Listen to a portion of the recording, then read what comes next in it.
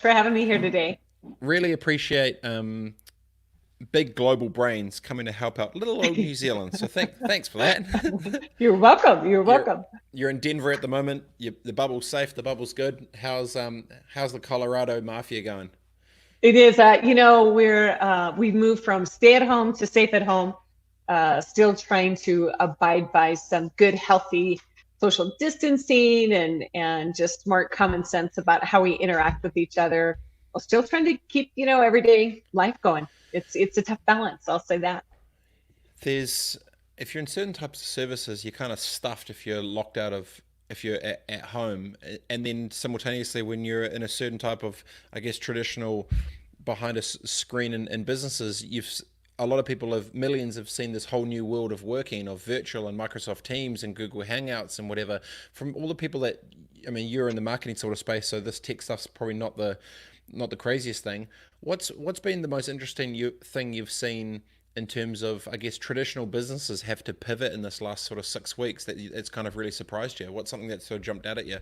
Actually, it's something, and you've probably seen a lot of this with all these interviews that you've done in the in the last few weeks with different people, is how companies and individuals shift into this virtual world, and interpersonal skills and talking, and how do you keep people's attention in a team meeting when all day long it's probably video meetings, and it's easy to be distracted. And I see that companies that are doing a really good job understand the dynamics of how we communicate in this different kind of medium, and especially for marketers. I mean, even though this might be something that's familiar to a lot of marketers, doing it really well and having all of this around us be our norm for now really is a difference in how we interact and how we produce work, and how we communicate. So I would say that that's really the biggest thing that companies are dealing with, is understanding how do we keep teams cohesive, collaborative,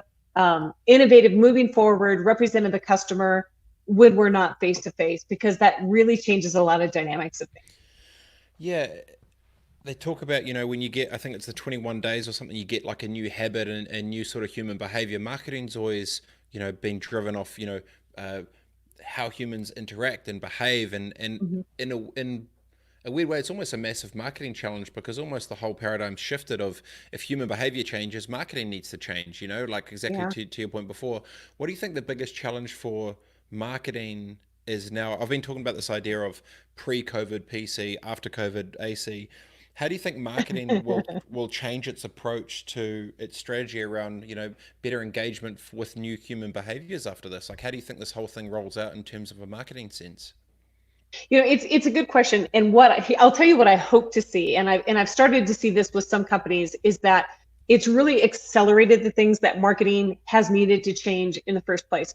So the companies where they said, digital marketing, it's good, that means sending out an email campaign here and there.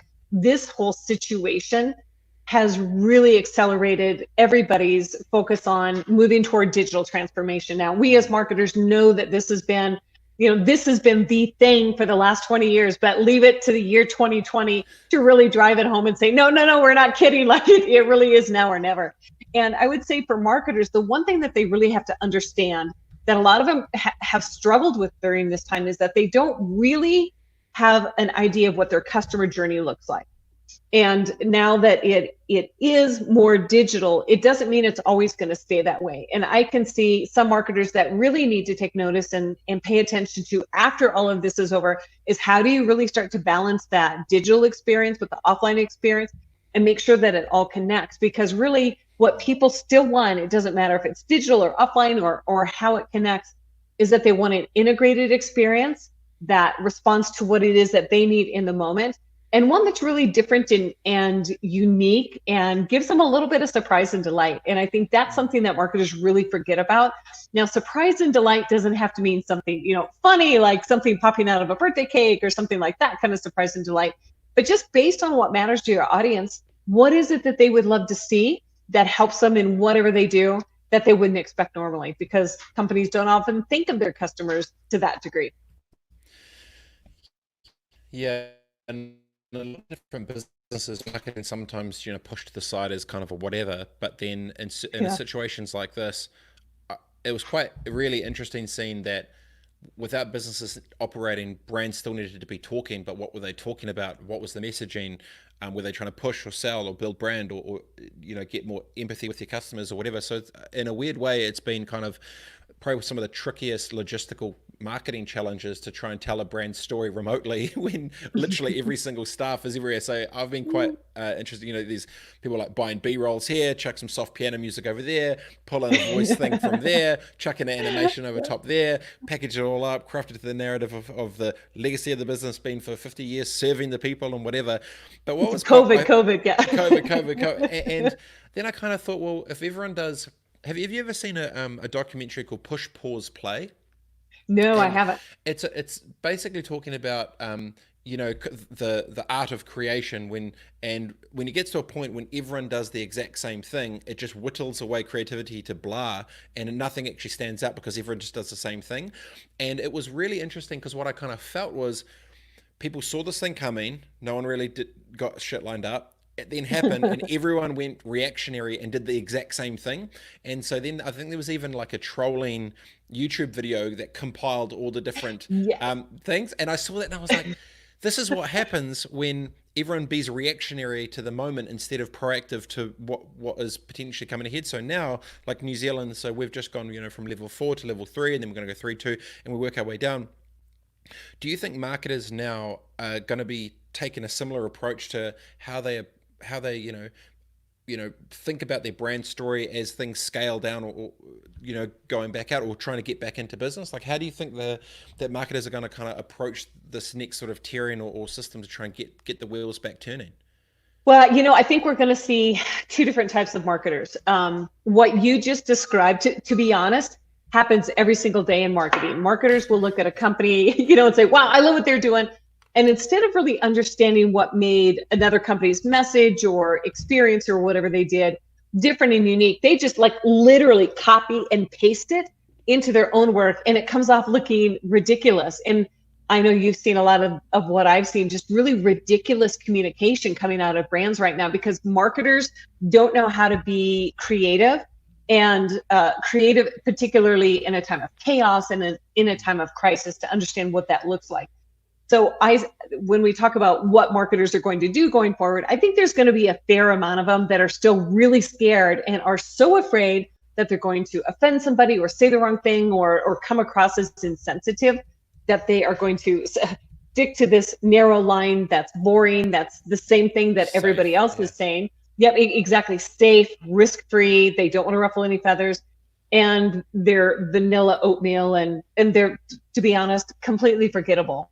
And then in this other camp, I think there's going to be this group of marketers who understand that to stand out, you really have to take inspiration from something outside of marketing and bring that in, transplant that, like look at what made something else really, really successful and understand that essence, and transplant that essence in. Because when you look at the most creative, innovative work, that's what I see happening is that the people are aware of much bigger issues than just Mm. what's going on right there in their industry and in marketing, and they're able to bring that inspiration in.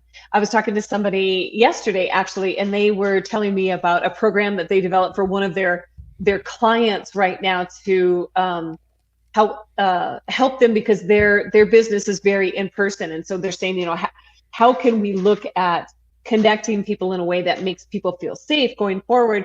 And it was interesting because the basis for their idea came from looking at drug cartels and how they interacted. And I thought, Mm. that may be one of the most unusual places of inspiration.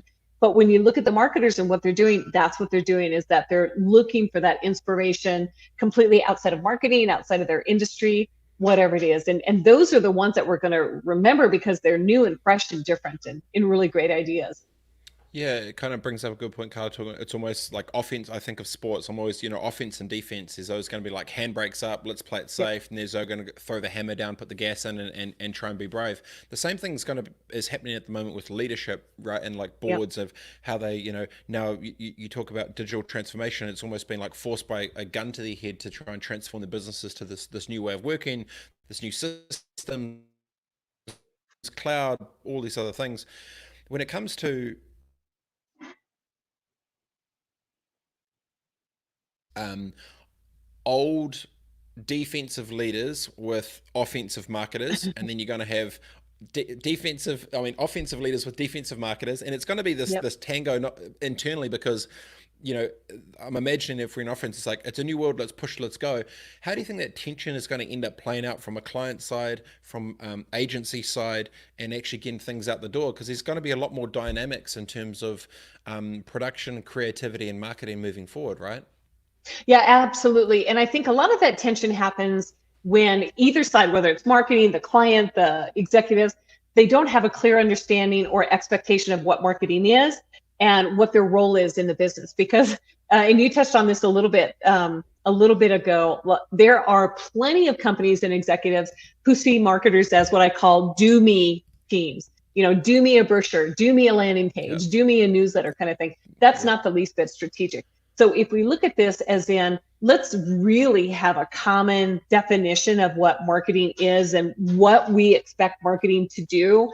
And, again, going back to bringing in that voice of the customer, then it starts to change the whole dynamics, because a lot of executives get fearful of an offensive marketing team when they don't really understand what it is that marketing is doing. So their reaction is, no, no, no, it's too risky. Put the brakes on. We're just going to keep it safe. And then there's lots of executives who are saying, go, go, go. We have this tremendous Yeah. opportunity. And the marketers are still in the, well, tell me what to do. So understanding the expectation, how do you define marketing? What's the expectation of it? And really, how does that support that bigger purpose objective of the company?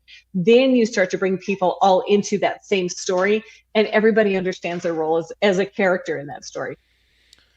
Yeah. Do you think after COVID AC that the entire world of marketing and its dynamics will change between clients and agencies and output? Like, do you think this is a moment that will be? Is it the General Motors horse to car thing? Is it a? Do you think it's that big, or do you think it will just pivot what it's done, or do you think it will radically transform what it is? I don't think it'll be a radical transformation. I think that we're going to see an evolution, and we'll probably look back at this time and say this really was the impetus that made this big change. Because even if you look back at the shift from horse-driven carriages to cars, it didn't happen overnight. It was a drift from one to the other. And I think that's what we're going to start seeing with marketing, is more of a drift. So we have seen with this, digital demand, that 2020 is going to be that year that we'll look back on and say, okay, that's what really made digital transformation happen out of necessity. Now, how marketers handle it, I think a lot depends on what we're willing to step up and do and accept as a profession. But there has never, I've said this for the last few years, there's never been a better opportunity or time to be a marketer. That, man, I've never meant it more than with what's going on right now. Mm. That's for sure. So I think what happens next is completely up to marketers to define and decide. The the shift of I'm really intrigued with how the speed of this thing is rolling out, with how people are having to react, especially virtually, in terms of Mhm. creation, and as this plays out over the next couple of months and over the year for the market. I think logistically it won't be the same, so things will change. But in your opinion, looking at saying this is the biggest opportunity, before that, what do you think has been broken within marketing of why they haven't jumped to this new opportunity? Like, what's been the macro handbrake on marketing that hasn't been brave enough to take it into the future? I think habit in how marketers are used to behaving. Even the marketing teams that I see who really want to change and want to do things differently, when push comes to shove and they're against a deadline, or an executive comes in and they want something, they default to whatever is familiar and whatever they've done as a habit.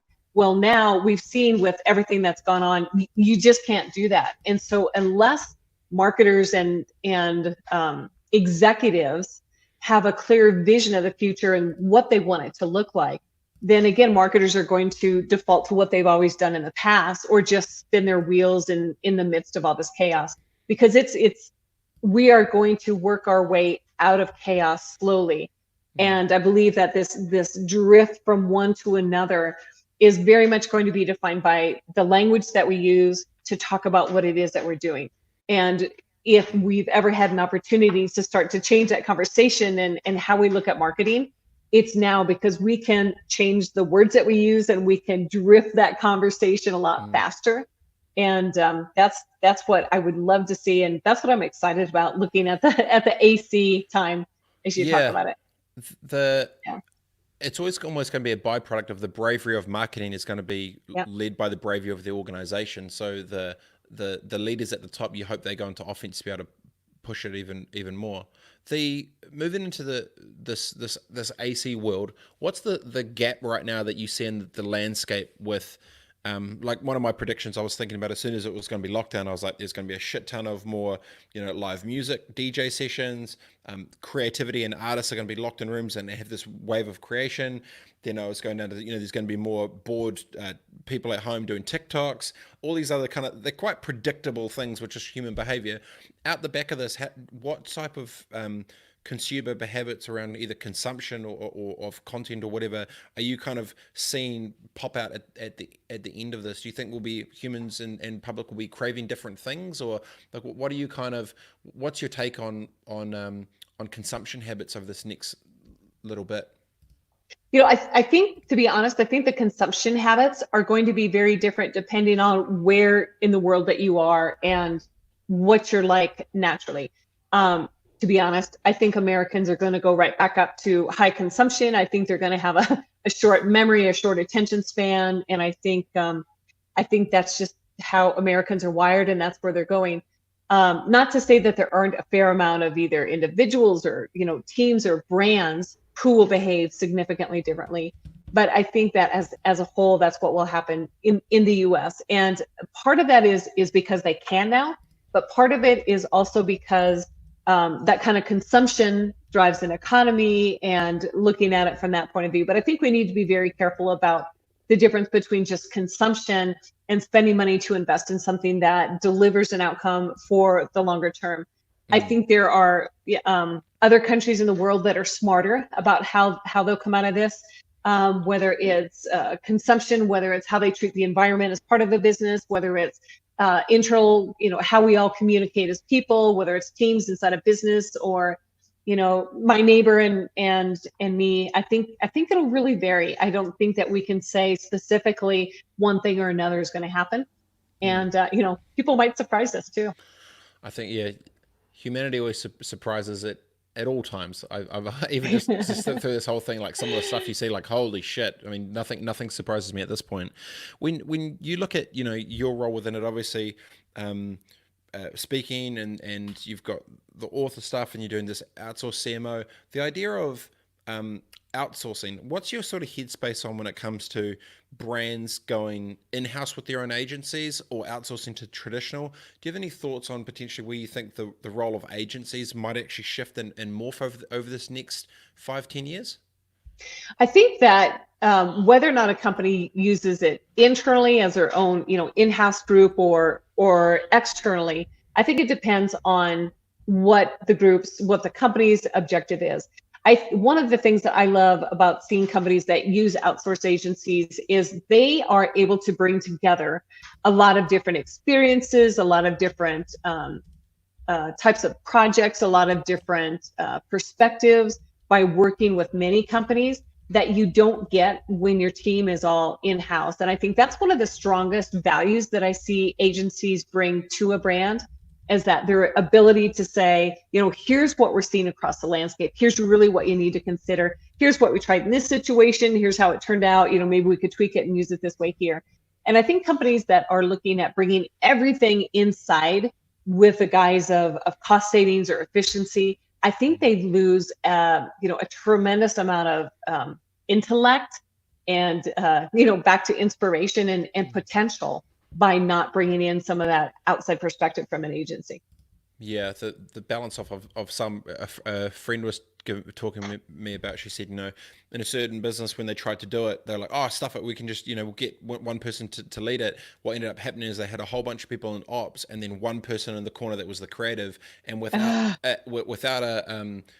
that creative environment, they just stuck there in a cubicle and they felt trapped, and then it just all turned to shit because there wasn't all the different the nuances of the culture and community that you sort of need around creative thinking to bring that to the forefront, and it ended up sort of basically turned to shit.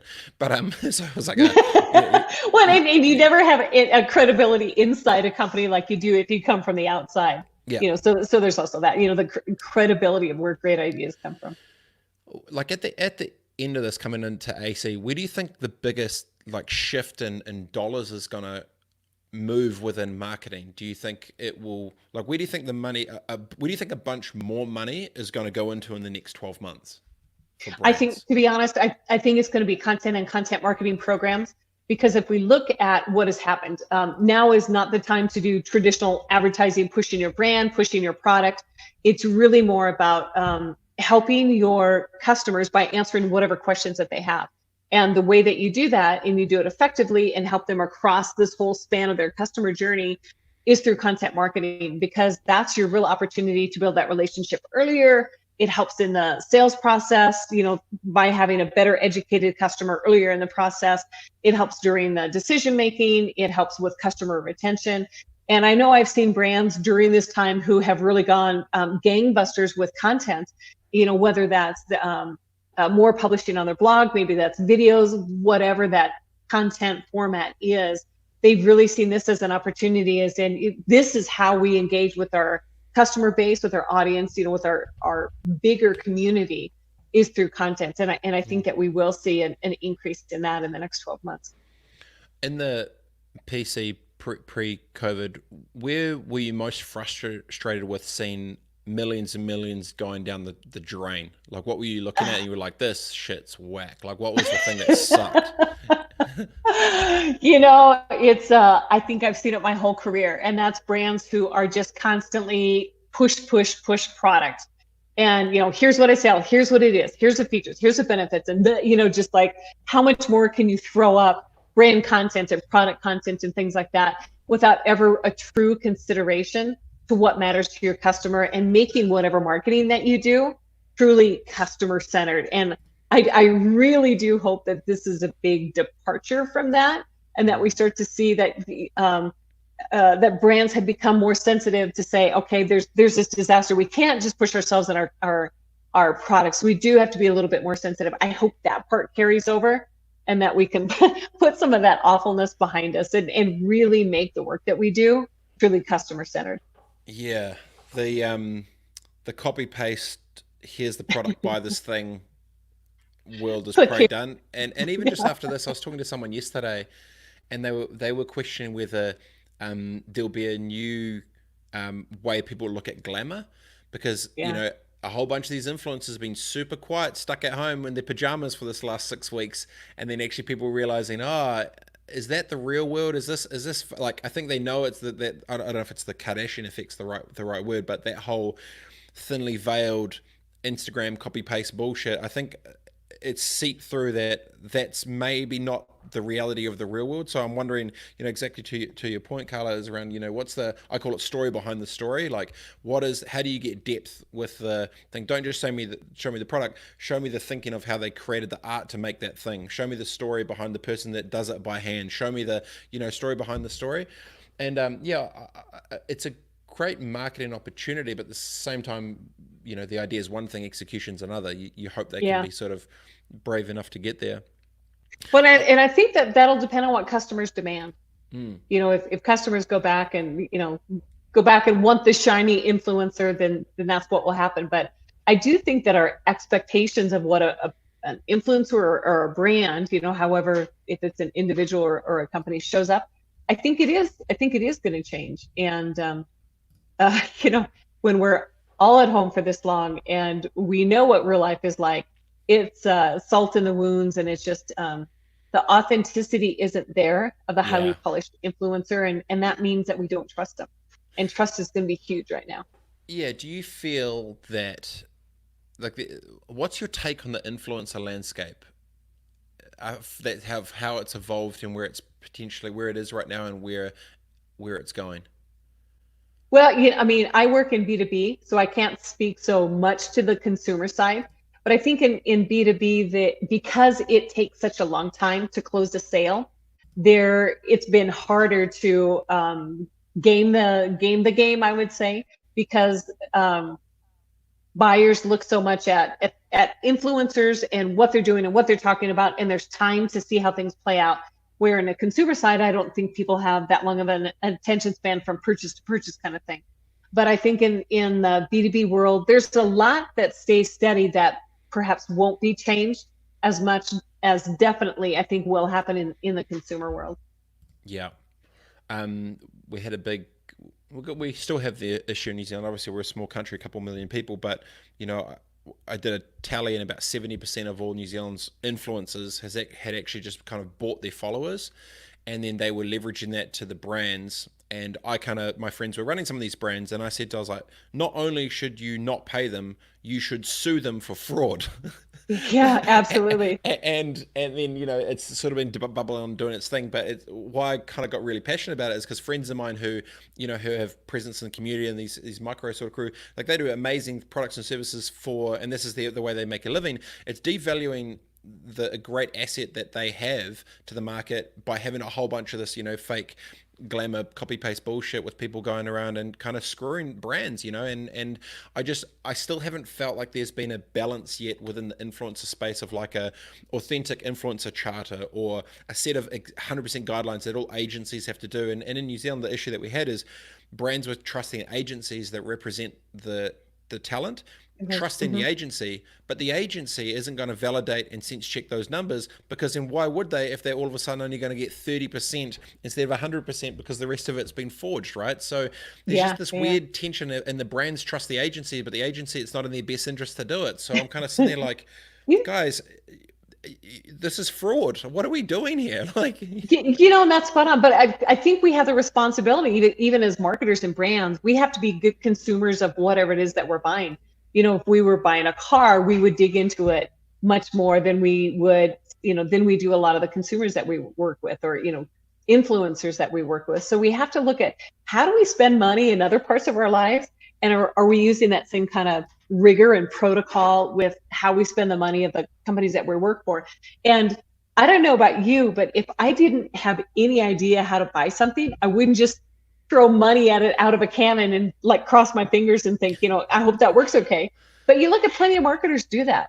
And I think it's very much on our own. It affects our own credibility as professionals when we're not good consumers of how to leverage some of these tools, because there are plenty of influencers out there who do have an honestly built audience, who do have influence.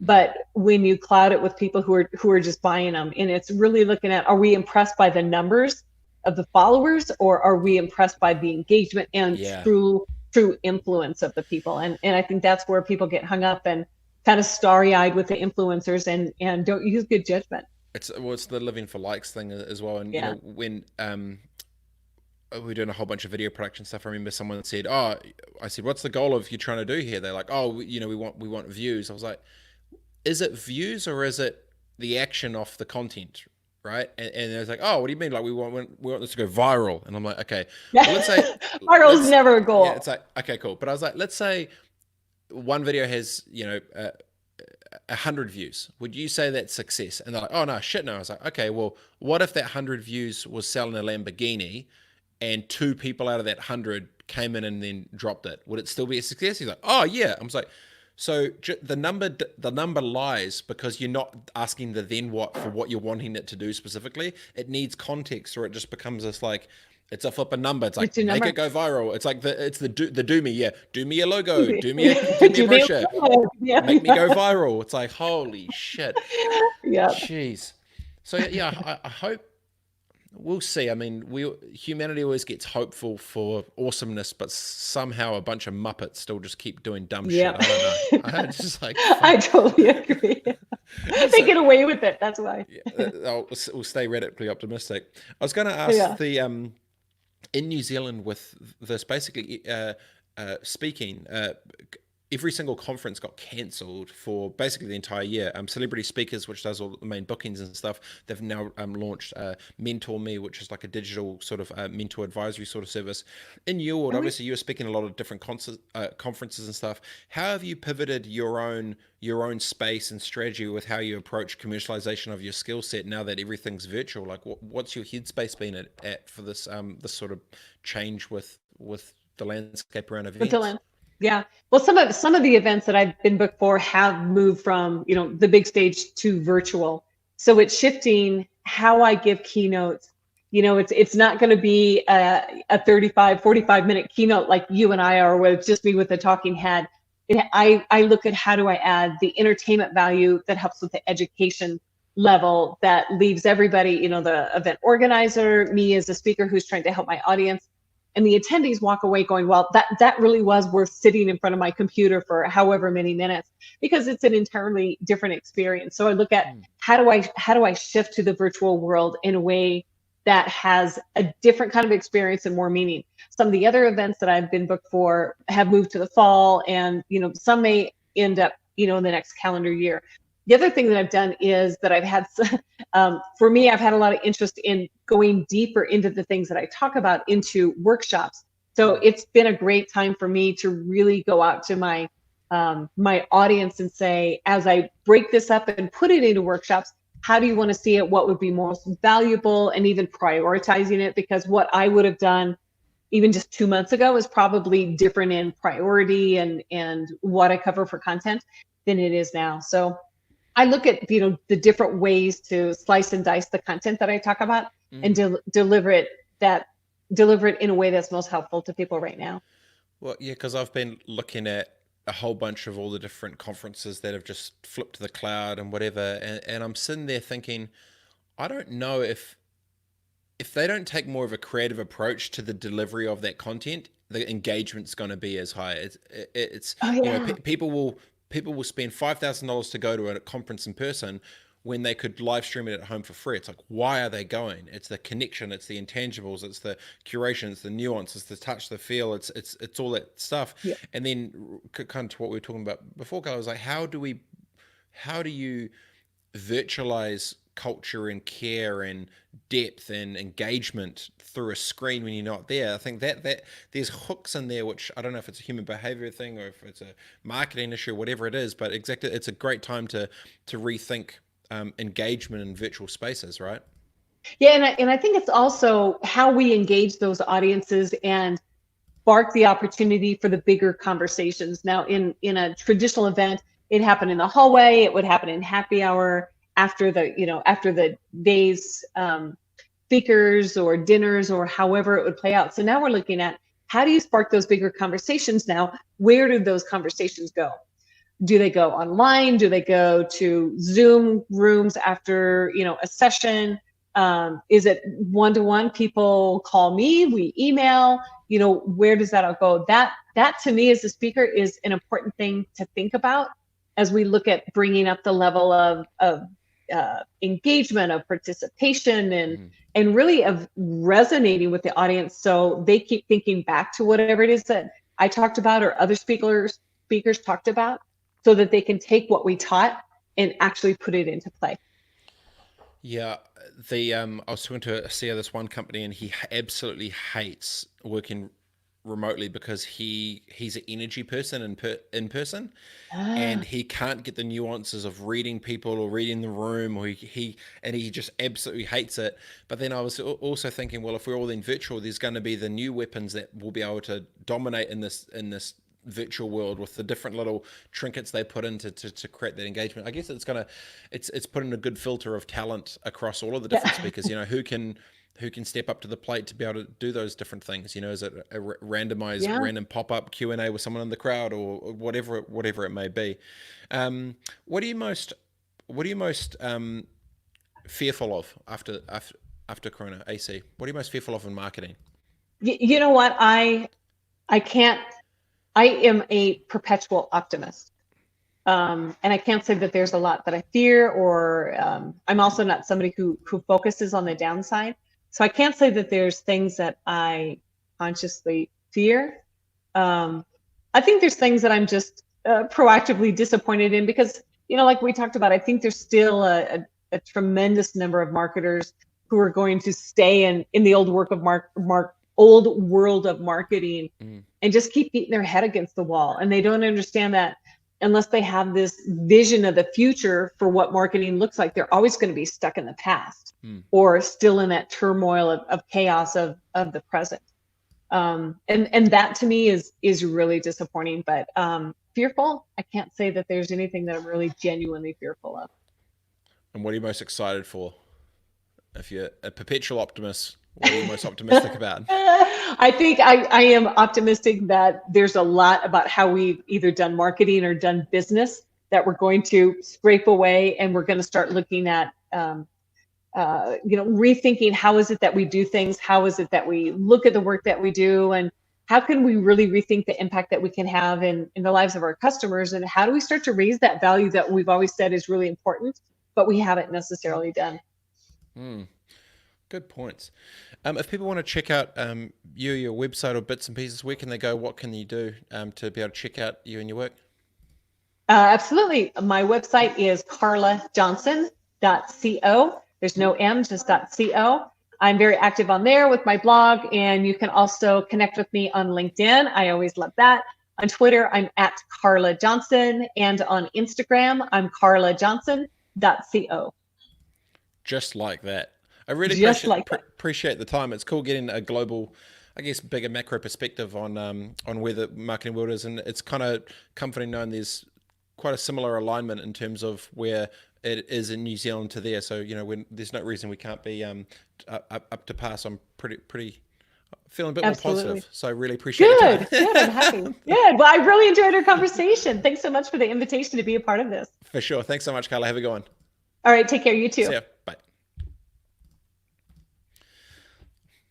Awesome chats.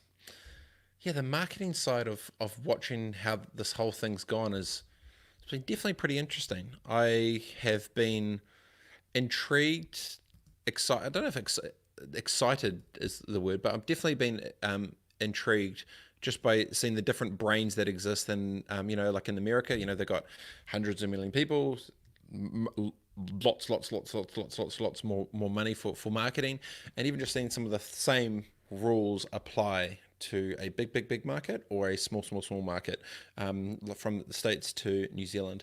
Even though we're 1% of the population, the thinking is pretty much on par. So well done, New Zealand. That is pretty cool. Good one, team. Until the next one, I'll see you soon. Peace.